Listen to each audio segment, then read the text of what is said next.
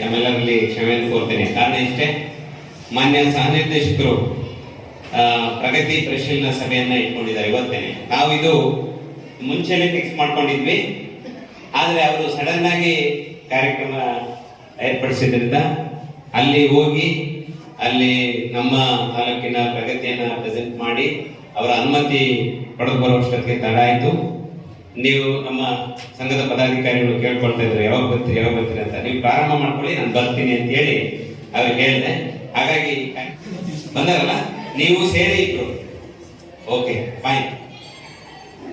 ಹೆಚ್ಚು ಇಂತಹ ಕಾರ್ಯಕಾರಿಗಳಲ್ಲಿ ನಮ್ಮ ಶಿಕ್ಷಕರು ಭಾಗಿಯಾಗಿ ಅವರು ನೀಡತಕ್ಕಂತಹ ವಿಚಾರಗಳನ್ನ ಒಂದಷ್ಟು ಮೆಲುಕು ಹಾಕೊಂಡು ನಮ್ಮ ಮಕ್ಕಳಿಗೆ ತಲುಪಿಸಿದ್ರೆ ನಿಜವಾಗ್ಲೂ ಕೂಡ ನಾವು ಒಂದು ಕ್ರಿಯೇಟಿವ್ ಆಗಿ ನಮ್ಮ ಶಾಲೆಗಳಲ್ಲಿ ಮಕ್ಕಳನ್ನು ತಯಾರು ಮಾಡಲಿಕ್ಕೆ ಅನುಕೂಲ ಆಗ್ತದೆ ಅನ್ನುವಂಥದ್ದು. ಹಾಗಾಗಿ ಈ ನೋಡಿ ಮೇಡಮ್, ಒಂದು ಸಣ್ಣ ಉದಾಹರಣೆ, ಜಪಾನೀಸು ಹೇಗೆ ವರ್ಕ್ ಮತ್ತು ವರ್ಕು ಇಲ್ಲ ಶಾಪು ಇಲ್ಲ ಅನ್ನಂಗೆ ಆ ವಿಚಾರ ಎಷ್ಟು ಅರ್ಥಗರ್ಭಿತವಾಗಿ ಇದೆ ಅನ್ನುವಂಥದ್ದು. ಜಪಾನಿಯರು ಯಾವಾಗಲೂ ಕೂಡ ಸದಾ ಕ್ರಿಯಾಶೀಲರು. ಒಂದು ಇದಿದೆ, ಇಕಿಗಾಯ್ ಅಂತ ಓದಿದ್ರೆ ಯಾರಾದ್ರೂ? ಇಕಿಗಾಯ್ ಅಂದ್ರೇನು? ಜಪಾನಿಯರ ಸಂತಸದಾಯಕ ಮತ್ತು ದೀರ್ಘಕಾಲಿಕ ಜೀವನ ಶೈಲಿ ಅನ್ನುವಂಥದ್ದನ್ನ ಅವರು ಯಾವಾಗಲೂ ಕೂಡ ಕ್ರಿಯೇಟಿವ್ ಆಗಿ ಥಿಂಕ್ ಮಾಡೋದು. ಈ ಪ್ರಪಂಚದಲ್ಲಿ ಹೆಚ್ಚು ಆಯುಷ್ಯುಳ್ಳವರು ಅಂತ ಯಾರು? ಜಪಾನೀಸ್. ಯಾಕೆ? ಒಬ್ಬ ಹಣ್ಣು ಮುದುಕಿನೂ ಕೂಡ ಇವತ್ತು ಹೊಲದಲ್ಲಿ ಕಳೆ ತೆಗಿತಾ ಇರ್ತಾಳೆ. ಕಳೆ ತೆಗಿಬೇಕಾದ್ರೆ ಆಕೆ ಕೈಯಿಂದ ಆಡಿಸ್ತಾ ಇರ್ತಾಳೆ. ನಾವು ದಾರಿ ಹೋಗ್ರು ಏನ್ ಹೆಚ್ಚಿ ಮಾಡ್ತಾ ಇದೀಯ ನೀನು ಅಂತ ಕೇಳಿದ್ರೆ, ನಾನು ಕಳೆ ಕೀಳ್ತಾ ಇದ್ದೀನಪ್ಪ, ಕೈ ಆಡಿಸೋದ್ರಿಂದ ಕಳೆ ಬರ್ತದ್ ಬಿಟ್ರೆ ನಾನು ಸುಮ್ಮನೆ ನಿಂತ್ಕೊಂಡ್ರೆ ಕಳೆ ಹೋಗೋದಿಲ್ಲ. ನಾನಿವತ್ತು ಆ ಕೈ ಆಡಿಸೋದ್ರಿಂದ ಕಳೆ ಹೋಗ್ತಾ ಇದೆ ಮತ್ತು ನನ್ನ ಆಯವ್ಯಯಕ್ಕೆ ಚಲನ ಸಿಗ್ತಾ ಇದೆ. ನಾನು ಆ ಕೈ ಆಡಿಸೋದೇನಾದ್ರು ನಿಲ್ಸಿನಿ ಅಂದ್ರೆ ನಾನು ಅವತ್ತೇ ನಿಂತು ಹೋಗ್ತೀನಿ ಅನ್ನುವಂತ ಮಾತನ್ನ ಜ್ಞಾಪನ ಬಂತು. ನಮ್ಮ ಟೀಚರ್ಸ್ನ ನಾನು ಮಿಸ್ ಮಾಡ್ಕೊತಾ ಇದ್ದೀನಿ. ಯಾಕಂದ್ರೆ ನಾವು ಲೈಫಲ್ಲಿ ಏನೇ ಒಂದು ಅಚೀವ್ ಮಾಡಿದ್ರು, ಏನೇ ಒಂದು ನಮ್ಗೆ ಈ ಸ್ಥಿತಿಗೆ ಬಂದಿದ್ದೀವಿ ಅಂದರೆ ನಮ್ಮ ಟೀಚರ್ಸೇ ಕಾರಣ. ಯಾಕಂದರೆ ಪ್ರತಿಯೊಂದು ಮಗುನೂ ಸ್ಕೂಲಲ್ಲಿ ನಾವು ಸಾಕಷ್ಟು ಟೈಮನ್ನು ಕಲಿತೀವಿ. ಸೊ ನನಗೂ ಟೀಚಿಂಗ್ ಇದಕ್ಕೂ ಹೇಗೆ ಸಂಬಂಧ ಅಂದರೆ, ನಾನು ಪ್ರೊಫೆಷ್ನಲಿ ನಾನು ಪಾರ್ಟ್ ಟೈಮ್ ಜಾಬ್ ಅಂತ ಹುಡುಕ್ಬೇಕಾದ್ರೆ ನಾನು ಮಾಂಟೆಸರಿ ಕೋರ್ಸ್ ಮಾಡಿದ್ದೆ. ಸೊ ಅದು ಫಸ್ಟ್ ರ್ಯಾಂಕ್ ಬಂದಿತ್ತು. ಆಮೇಲೆ ನನಗೆ ಪಾರ್ಟ್ ಟೈಮ್ ಜಾಬ್ ಬೇಕಾಗಿತ್ತು, ಬಿಕಾಸ್ ನಾನು ತುಂಬ ಸೇವಾ ಮತ್ತು ಆಧ್ಯಾತ್ಮಿಕದಲ್ಲಿ ತುಂಬ ಸೇವೆಗಳು ಮಾಡ್ತಾ ಇದ್ದೆ. ಸೊ ಅವಾಗ ನಾನು 11 ತಿಂಗಳು ನಾನು ಸ್ಕೂಲಲ್ಲಿ ವರ್ಕ್ ಮಾಡಿದ್ದೆ ಮಕ್ಕಳ ಜೊತೆಗೆ. ಸೊ ಅದು ನನಗೆ ಪ್ರಾಕ್ಟಿಕಲ್ ಎಕ್ಸ್ಪೀರಿಯನ್ಸ್ ತುಂಬ ಕೊಡ್ತು. ಇವತ್ತು ಅದಾದಮೇಲೆ ನಾನು ಭಗವಂತನ ಕೃಪೆ, ನನ್ನ ಗುರು ಆಶೀರ್ವಾದ, ಆದಷ್ಟು ಬೇಗ ನನಗೆ ಟ್ರೈನರ್ ಜಾಬ್ ಸಿಕ್ತು. 5 ವರ್ಷ ನಾನು ಟೀಚರ್ಸ್ಗೆ, ಪ್ರಿನ್ಸಿಪಲ್ಸ್ಗೆ ಮತ್ತು ತುಂಬ ಲೇಡೀಸ್ಗೆ ಮಕ್ಕಳನ್ನ ಹೆಂಗೆ ಬೆಳೆಸೋದು, ಮಕ್ಕಳಿಗೆ ಹೇಗೆ ಟೀಚಿಂಗ್ ಮಾಡೋದು ಅಂತ ನಾನು 5 ಇಯರ್ಸ್ ಒಂದಿನಕ್ಕೆ 4-5 ಬ್ಯಾಚಸ್ ಮಾಡ್ತಾ ಇದ್ದೆ. ಸೊ ಆ ಥರ ಒಂದು 300 ಟೀಚರ್ಸ್ಗೆ ನಾನು ಟ್ರೈನ್ ಮಾಡಿದ್ದೀನಿ. ಅರೌಂಡ್ 20-25 ಬ್ಯಾಚಸ್ ಮಾಡಿದ್ದೀನಿ. ಕೈ ತುಂಬ ಬ್ಯಾಚಸ್ ಇರ್ತಾ ಇತ್ತು. ಅದಾದಮೇಲೆ ನನ್ನದೇ ಏನಾದ್ರು ಮಾಡಬೇಕಂತ ನಾನು ಇವಾಗ ಜೀವನ್ಮುಕ್ತಿ ಫೌಂಡೇಶನ್ ಅಲ್ಲಿ ಸೇವೆಗಳು ಮಾಡ್ತಾ ಇದ್ದೀವಿ. ಬಟ್ ಏನೇ ಸೇವೆಗಳು ಮಾಡಿದ್ರು, ಏನೇ ಗಿಡಗಳು ಹಾಕಿದ್ರು, ಏನೇ ಸೇವೆ ಮಾಡಿದ್ರು, ಟೀಚರ್ಸ್ಗೆ ಟ್ರೈನಿಂಗ್ ಕೊಟ್ಟರು, ಆ ಮಕ್ಕಳ ಜೊತೆಗೆ ನಾನು 1 ವರ್ಷ ಸ್ಕೂಲಲ್ಲಿ ಕೆಲಸ ಮಾಡಿದ್ನಲ್ಲ, ಅದನ್ನ ಯಾವುದು ಬೀಟ್ ಮಾಡೋಕ್ಕಾಗಲ್ಲ. ನನಗೆ ಹೃದಯಕ್ಕೆ ತುಂಬ ಹತ್ತಿರವಾಗಿರೋದಂದರೆ ನನ್ನ ಮಕ್ಕಳ ಜೊತೆಗೆ 1 ಇಯರ್ ಟೀಚಿಂಗ್ ಮಾಡಿದ್ದು. ನೀವೆಲ್ಲ ತುಂಬ ತುಂಬ ಲಕ್ಕಿ. ಯಾಕಂದರೆ ಅದು ಗೊತ್ತು, ಅವ್ರ ಹಾರ್ಟಿಗೆ ಎಷ್ಟು ಟಚ್ ಆಗುತ್ತೆ. ಆ ಮಕ್ಕಳು ಎಷ್ಟು ಅನ್ಕಂಡೀಷನಲ್, ನಿಸ್ವಾರ್ಥವಾಗಿ ನಮಗೆ ಟೀಚರ್ ಹೇಳಿದ್ರೆ ವೇದ ವಾಕ್ಯ. ನಾವು ಅದು ಬ್ಲ್ಯಾಕ್ನ ಬ್ಲೂ ಅಂದರೆ ಅವ್ರು ನಂಬ್ತಾರೆ. ಅಪ್ಪ ಅಮ್ಮ ಹೇಳಿದ್ರೆ ನಂಬಲ್ಲ, ಬಟ್ ಟೀಚರ್ ಮಾತಿಗೆ ಅಷ್ಟು ರೆಸ್ಪೆಕ್ಟ್ ಕೊಡ್ತಾರೆ. ಸೊ ನನಗೆ 5 ವರ್ಷ ಮಾಡಿದ್ದು ಭಾಳ ಜ್ಞಾಪನ ಬಂತು. ಸೊ ನಿಮ್ಮದು ಪ್ರೊಫೆಷನ್ ಭಾಳ ಒಳ್ಳೆ ಪ್ರೊಫೆಷನ್. ಯಾವುದೇ ಪ್ರೊಫೆಷನಲ್ಲಿ ಇಷ್ಟೊಂದು ಸ್ಯಾಟಿಸ್ಫ್ಯಾಕ್ಷನ್ ಸಿಗಲ್ಲ. ಬಿಕಾಸ್ ನಾನು ಟ್ರೈನರ್ ಆಗಿ ಕೆಲಸ ಮಾಡ್ತೀನಿ, ಟೀಚರ್ ಆಗಿ ಮಾಡಿದ್ದೀನಿ, ಸಾಕಷ್ಟು ಸೇವೆಗಳು ಮಾಡ್ತಾ ಇರ್ತೀನಿ, ಸೆಷನ್ಸ್ ಕ್ಲಾಸಸ್ ಹೋಗ್ತಾ ಇರ್ತೀನಿ, ಆರ್ಮಿಯವ್ರ ಜೊತೆಗೆ, ಪೊಲೀಸವ್ರ ಜೊತೆಗೆ ಎಲ್ಲ ಕಡೆನೂ ವರ್ಕ್ ಮಾಡಿದ್ದೀನಿ. ಬಟ್ ಆ ಮಕ್ಕಳು ನಿಮಗೆ ಹಾರ್ಟ್ ಟಚ್ ಮಾಡ್ತಾರಲ್ಲ, ಅದು ಯಾರು ಕೇಳೂ ಸಾಧ್ಯ ಇಲ್ಲ. ಅದು ನಾನು ಓಪನ್ ಆಗಿ ಹೇಳ್ತೀನಿ. ಸೊ ಇದು ಮೇಡಮ್ ಕ್ಲಾಸ್ ಅಟೆಂಡ್ ಮಾಡೋಣ, we are also waiting. So ತುಂಬ ಥ್ಯಾಂಕ್ಸ್ ಈ ಆಪರ್ಚುನಿಟಿ ಕೊಟ್ಟಿದ್ದೀನಿ.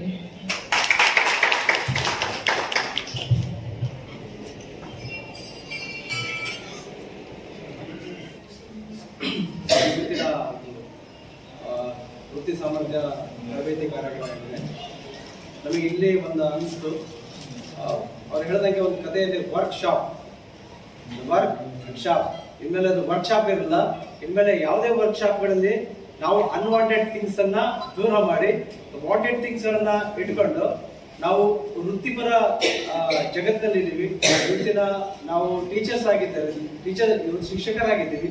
ಹಾಗಾಗಿ ನಾವು ಮಕ್ಕಳಿಗೆ ಮುಂದಿನ ದಿನಮಾನಗಳಲ್ಲಿ ಒಬ್ಬ ಸಾಮರ್ಥ್ಯಾಧಾರಿತ ವ್ಯಕ್ತಿಯನ್ನಾಗಿ ಸೃಷ್ಟಿ ಮಾಡಲಿಕ್ಕೆ ಇಂಥ ಒಂದು ಸಾಮರ್ಥ್ಯಾಧಾರಿತ ತರಬೇತಿ ಇದೆಯಲ್ಲ ಶಿಕ್ಷಕರಿಗೆ ಬಹಳ ಅನುಕೂಲ.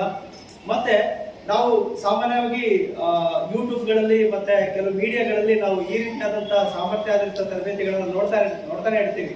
ಆದ್ರೆ ನಾವು 2ನೇ ಬಾರಿ ಇದನ್ನ ವಂದನಾ ಮೇಡಮ್ ಅವರ ಕಾರ್ಯಕ್ರಮವನ್ನು ವೀಕ್ಷಿಸಿರೋದು. ಬಟ್ ಏನಪ್ಪಾ ಅಂದ್ರೆ ಒಂದು ಬಹಳ ಖುಷಿ ಆಗುತ್ತೆ. ಅವರು ಹೇಳುವಂತ ವ್ಯೂಸ್ ಇದೆಯಲ್ಲ, ಅವರು ಹೇಳುವಂತ ಮೆಥಡ್ ಇದೆಯಲ್ಲ, ಎಂತವರನ್ನ ಹುರಿದುಂಬಿಸುವಂತ ಹೋಗುತ್ತಲ್ಲ.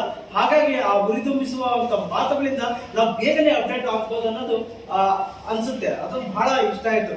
ಎಷ್ಟು ಗೊತ್ತಾದ್ರೂ ಕೇಳ್ಬೋದು, ಎಷ್ಟು ಗೊತ್ತಾದ್ರೂ ಅವರ ಮಾತುಗಳನ್ನ ನಾವು ಆಲಿಸ್ಬೋದು. ಇದರಿಂದ ನಾವು ನಮ್ಮ ಜೀವನದಲ್ಲಿ, ನಮ್ಮ ಒಂದು ವೃತ್ತಿಯಲ್ಲಿ ನಾವು ಹೊಸತನವನ್ನ ಅಡಾಪ್ಟ್ ಮಾಡ್ಕೊಂಡು ನಾವು ಒಂದು ಪಕ್ವ ವ್ಯಕ್ತಿಗಳ ಆಗ್ತೀವಿ ಅನ್ನೋದಕ್ಕೆ ಈ ಒಂದು ವೃತ್ತಿ ಸಾಮರ್ಥ್ಯ ತರಬೇತಿ ಬಹಳ ಅನುಕೂಲ ಆಗಿದೆ madam. So thank you very much. ಈಗ ನಾವು ಕೇವಲ ಇದು ಕಾರ್ಯಕ್ರಮ ಅಲ್ಲ, ಕೆಲವು ತರಬೇತಿ ಅಲ್ಲ, ನಾವು ಈ ತರಬೇತಿಯ ಕೆಲವು ಅಂಶಗಳನ್ನ ಕೆಲವು ಯುನಿಕ್ ಆಗಿ ನಮ್ಮ ಕ್ಲಾಸ್ ರೂಮ್ಗಳಲ್ಲಿ ನಾವು ಬಳಕೆ ಮಾಡ್ಕೊಳ್ತೀವಿ. ಅದಕ್ಕೆ ನಾವು ಹೋಪ್ ಆಗಿರ್ತೀವಿ ಅಂತ ಎಲ್ಲ ಶಿಕ್ಷಕರ ಪರವಾಗಿ ನಿಮಗೆ ಮತ್ತೊಮ್ಮೆ ಹೃತ್ಪೂರ್ವಕವಾದಂತಹ ಧನ್ಯವಾದಗಳನ್ನ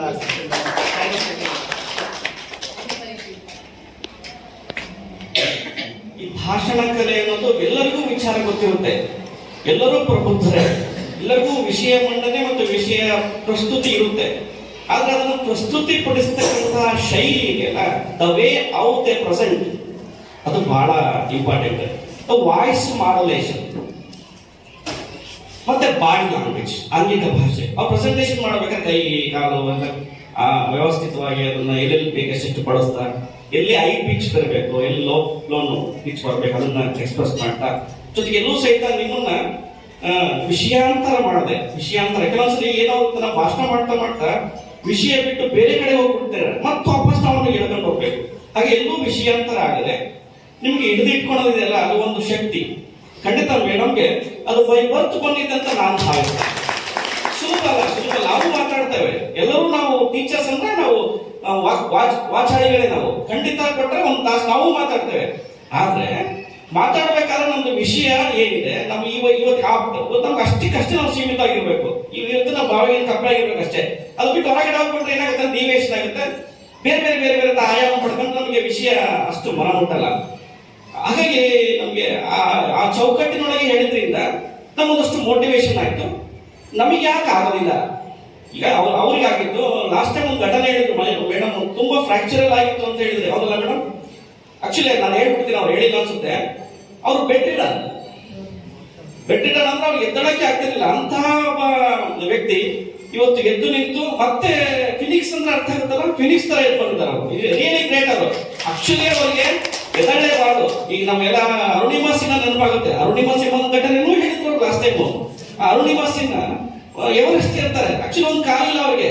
ಆಕ್ಚುಲಿ ಉತ್ತರ ಪ್ರದೇಶ ರೈಲು ಹೋಗ್ಬೇಕಾದಾಗ ಆಗಿರ್ತಕ್ಕಂಥ ಘಟನೆ, 49 ರೈಲುಗಳು ಪಾಸ್ ಆಗ್ತವೆ. ನೀವು ಹೇಳಿದ್ ಮೇಡಮ್, ಅದನ್ನ 49 ರೈಲು ಪಾಸ್ ಆಗ್ತವೆ. ಈ ಒಂದು ಶಿಬಿಸ ಅಲ್ಲ, ಅವಳು ಬದುಕಿದ್ದಾಳೆ, ಆಸ್ಪತ್ರೆಗೆ ಅಡ್ಮಿಟ್ ಮಾಡ್ತಾರೆ. ಅವಳು ನಮ್ಮ ಫಸ್ಟ್ ಎವರೆಸ್ಟ್ ಮಹಿಳೆ ಬಚೇಂದ್ರಿ ಪಾಲ್ ಅವರ ಸಹಾಯವನ್ನು ಪಡ್ಕೊಂಡು ಅವ್ರ ಮಾರ್ಗದರ್ಶನದಲ್ಲಿ ಎವರೆಸ್ಟ್ ಅಲ್ಲಿ ಇರ್ತಾರೆ. ಹಾಗೆ ಯಾವುದು ಅದಕ್ಕೆ ನನ್ನ ಟ್ಯಾಗ್ಲೈನ್ ಇದೆ ನನ್ನ ವಾಟ್ಸಪ್ ಅಲ್ಲಿ, ಅಸಾಧ್ಯ ಎಂಬುದು ನನ್ನ ಶಬ್ದಕೋಶದಲ್ಲಿ ಇಲ್ಲ ಅಂತ ನೆಪೋಲಿಯನ್ ಬೋನಪಾರ್ಟ್ ಹೇಳ್ತಾರೆ. ಹಾಗಾಗಿ ಒಳ್ಳೆ ಅದ್ಭುತವಾದ ತರಬೇತಿ. ವಿಶೇಷವಾಗಿ ಇಷ್ಟೇ, ಅವ್ರು ಬೆಂಗಳೂರಿಂದ ಇಲ್ಲಿ ಬಂದು ಕೊಟ್ಟಿದ್ದಾರೆ, ಹೌದಾ? ಅದು ನಾವು ಅರ್ಥ ಮಾಡ್ಕೋಬೇಕಲ್ಲ. ಈ ಎಲ್ಲ ಇನ್ಪುಟ್ಸ್ಗಳು ನಮ್ಮ ವೃತ್ತಿ ಜೀವನದಲ್ಲಿ ಒಂದು 10% ನಾವು ಬಳಸ್ಕೊಂಡ್ರೆ, ಇಂತಹ ಮಾರ್ಗದರ್ಶನ, ಇಂತಹ ಕಸಿದಂತಹ ಸಂಘ ಸಂಸ್ಥೆಗಳಿಗೂ ಸಹಾಯ ಮಾಡಿದಂತಹ ಜೀವನ್ ಮುಕ್ತಿ ಫೌಂಡೇಶನ್ಗೂ ಸಹಕಾರ ಕೊಟ್ಟಂತ ನಮ್ಮ BO ಸಾಹೇಬರಿಗೂ ಖಂಡಿತ ಶೋಭೆ. ಯಾಕಂದ್ರೆ ಇದನ್ನ ನಾವೆಲ್ಲಿ ಬಳಸಬೇಕು, ನಮ್ಮ ವೃತ್ತಿಯಲ್ಲೇ ಬಳಸಬೇಕು, ಮತ್ತೆಲ್ಲೂ ಬಳಸಲಿಕ್ಕಿಲ್ಲ. ಮೇಡಮ್ ತುಂಬಾ ಚೆನ್ನಾಗಿದೆ ಮೇಡಮ್ ಕ್ಲಾಸ್. ಮಾತ್ರ ನಾವಂತೂ ಇನ್ಸ್ಪೈರ್ ಆಗಿದ್ದೇವೆ. ಅದನ್ನ ಖಂಡಿತ ನಾವು ಎಲ್ಲರ ಪರವಾಗಿ, ನಮ್ಮ ಇಲಾಖೆ ಪರವಾಗಿ ಹೇಳ್ತೇವೆ. ಖಂಡಿತ ನಾವು ಶಾಲಾ ಹಂತಕ್ಕೆ ಮಕ್ಕಳಿಗೆ ಖಂಡಿತ ತಲುಪಿಸ್ತೇವೆ. Thank you. ಮತ್ತು ವಂದನಾ ಮೇಡಮ್ ಕೂಡ ವಂದನೆ ಸಲ್ಲಿಸುತ್ತಾ, ಇದು ನಾನು ಭಾಗವಹಿಸ್ತಿರ್ತಕ್ಕಂಥ ನಿರ್ಣಯ ಒಂದು ಇದನ್ನು ಹೇಳಿದಾಗಲಿ ನಿಮ್ಗಾಗಲೇ ಬಹಳ ಅರ್ಥಪೂರ್ಣವಾಗಿದೆ. ಎರಡರಲ್ಲೂ ಬೇರೆ ಬೇರೆ ಇದೆ ಸರ್, ಬೇರೆ ಬೇರೆ ಇದೆ. ತುಂಬಾ ಅರ್ಥಪೂರ್ಣವಾಗಿರ್ತಕ್ಕಂಥ ಒಂದು ತರಬೇತಿ ಅಂತ ನಾನು ಭಾವಿಸ್ತೀನಿ. ಅಷ್ಟಲ್ಲದೆ ನಾವು ಇದನ್ನ ಏನ್ ಮಾಡ್ತೀವಿ ಅಂತಂದ್ರೆ ಇದನ್ನ ಇಟ್ಕೊಳ್ತಕ್ಕಂಥ ಶಕ್ತಿ ನಮ್ಮಲ್ಲಿ ಇದೆ. ನಾವೀಗ ಈ ಹೊರಗಡೆ ಹೋಗೋ ಮಟ್ಟ ನಮಗೆ ಬಹಳ ಉತ್ಸಾಹ ಇರ್ತೈತೆ ನಮಗೆ. ನಾನು ಹೋಗಿ ಕ್ಲಾಸ್ನಲ್ಲಿ ಸರ ಮಾಡೇ ಮಾಡ್ತೇನೆ ಅಂತ ಹೇಳಿ. ಆಗ ಏನಾಗ್ಬಿಡುತ್ತೆ ಅಂತಂದ್ರೆ ನಮ್ಗೆ ಹೋದ ತಕ್ಷಣ ಶಾಲೆ ಹೋದ ತಕ್ಷಣ ಶಿಕ್ಷಕರ ಸಮಸ್ಯೆ, ಮನೆಗೆ ಹೋದ ತಕ್ಷಣ ಏನಾಗೈತಿ ಫ್ಯಾಮಿಲಿ ಸಮಸ್ಯೆ. ನಾವು ಇದರಲ್ಲಿ ಏನಾಗೈತೆ ಅಂದ್ರೆ ಲೀವ್ ಆಗ್ಬಿಡ್ತಾವ. ಇತ್ತಾಗ ಮನೆಗೆ ಹೋದ ತಕ್ಷಣ ಫ್ಯಾಮಿಲಿ ಸಮಸ್ಯೆಗಳು ಶುರು ಆಗಿರ್ತಾವ ನಾಳೆ ಎಲ್ಲ. ಯಾಕಂದ್ರೆ ಫ್ಯಾಮಿಲಿ ಹೇಳೋದೇನಂತಂದ್ರೆ ಮನೆ ಮೆಸೇಜ್ ಹೇಳೋದೇನಂತಂದ್ರೆ ಬರೀ ಕಿರಿಕಿರಿ ಸುದ್ದಿನೇ ಹೇಳ್ತಾರ ಅವ್ರು. ಬರೀ ಕಿರಿಕಿ ಅಂತ ಏನ್ ಕಿರಿಕಿ ಅಂತ ಸಕ್ಕ ಕಿರಿಕಿ ಅಂತ ಬೆಲ್ಲ ಕಿರಿಕಿ ಅಂತ ಅಕ್ಕಿ ಕಿರಿಕೊಂಡು ಬರೀ ಕಿರಿಕಿ ಸುದ್ದಿನ ಬಹಳ ಬೇಕಾಗುತ್ತೆ ನಮಗೆ. ಹಾಗಾಗಿ ಇವನ್ನೆಲ್ಲ ನಾವು ಏನ್ ಮಾಡ್ತೇವೆ ಅಂತಂದ್ರೆ ಬಿಟ್ಬಿಡ್ತಾವ. ಹೊರ ಹೋಗುವಾಗ ಅಷ್ಟೇ ನಮಗೆ ಉತ್ಸಾಹ ಇರ್ತೈತೆ ಬಹಳ. ನಾವು ಕೂಡ ಇದನ್ನೆಲ್ಲ ತೊಡಗಿಸಬೇಕು, ನಾವು ತೊಡಗಬೇಕು ಅಂತಕ್ಕಂಥ ಒಂದು ಆಸೆ ನಮ್ಗೆ ಇರ್ತೈತಿ. ಆದ್ರೆ ಏನಂತಂದ್ರೆ ನಾವು ಎಲ್ಲ ಸಮಸ್ಯೆಗಳಿಂದಾಗಿ ಏನ್ ಮಾಡ್ತೀವಿ ಇವನ್ನೆಲ್ಲ ಮರ್ತು ಬಿಟ್ಟು ಬೆಲ್ ಹೊಡಿತಂತ ಕ್ಲಾಸ್ ಹೊಡೆದು ಬೆಲ್ ಹೊಡೆದು ಹೊರಗೆ ಬರೋದು ಮತ್ತೆ ಏನೈತೆ ಅಂತ ಮನೆಗೆ ಬರೋದು ಇಷ್ಟ ಮಾಡ್ತೇವೆ ನಾವು. ನಮ್ಮ ಮಕ್ಕಳು ನಿಜ ನಮ್ಮ ಸ್ವಂತ ಮಕ್ಕಳು ನಮಗೆ ಹುಡುಗ ಆಗ್ತಾರ ಗೊತ್ತಿಲ್ಲ. ಆದ್ರೆ ನಾವು ಊಟ ಮಾಡ್ತಾರೆ ಯಾರಿಂದ ಅಂದ್ರೆ ಈ ಶಾಲೆಯಲ್ಲಿ ಇರ್ತಕ್ಕಂಥ ಮಕ್ಕಳಿಂದ. ಈ ಒಂದು ಮಾತನ್ನು ನೆನಪಿರುವಂತ ಕೊನೆಗೆ ಒಂದು ಅಂಶವನ್ನಾದ್ರೂ ನಾವು ಏನಂತಂದ್ರೆ ನಾವು ತೊಡಗಿಸಿಕೊಂಡು ನಾವು ಮಕ್ಕಳಿಗೆ ವಿದ್ಯೆ ಹೇಳ್ಕೊಟ್ರೆ ನಮ್ಮ ಜೀವನ ಸಾರ್ಥಕತೆ ಅಂತಕ್ಕ ಮಾತನ್ನ ಈ ಸಂದರ್ಭ ಹೇಳುತ್ತಾ ತಮ್ಮೆಲ್ಲರಿಗೂ ಹೊಂದಿಸಿ ನನ್ನ ಮಾತುಗಳನ್ನ ವಿರಾಮ ಮಾಡ್ತೀನಿ. ಅನಿಸಿಕೆಯನ್ನು ವ್ಯಕ್ತಪಡಿಸಿರ್ತಕ್ಕಂಥ ಮುಖ್ಯೋಪಾಧ್ಯಾಯರಿಗೂ ಹಾಗೂ ಶಿಕ್ಷಕ ಮಿತ್ರರಿಗೂ ಕಾರ್ಯಕ್ರಮದ ವತಿಯಿಂದ ತುಂಬ ಹೃದಯದ ಅಭಿನಂದನೆಗಳು. ಈಗ we really needed a break when we needed some boosting for the and through the workshop I was reminded throughout as madam was leading her session, I was reminded of one thing. The thing was that we need to set an example to children. It is not that we just instruct the children. I very much like that point when Madam focused, we need to set an example. So how she set an example for us is throughout the session she had been involving us in many different. One example, when I happened to read a story, the mother had always a complaint. One mother had always a complaint about her son. The son had the least reading habits. But when the same thing was reported to somebody else, a counselor-like person, then the counselor happened to ask the mother, "How do you spend your time, ma'am?" So the mother said, after her domestic course, after her office work, after her domestic course, she spent time on mobile. And her biggest complaint was that the son was always involved in spending time with the mobile.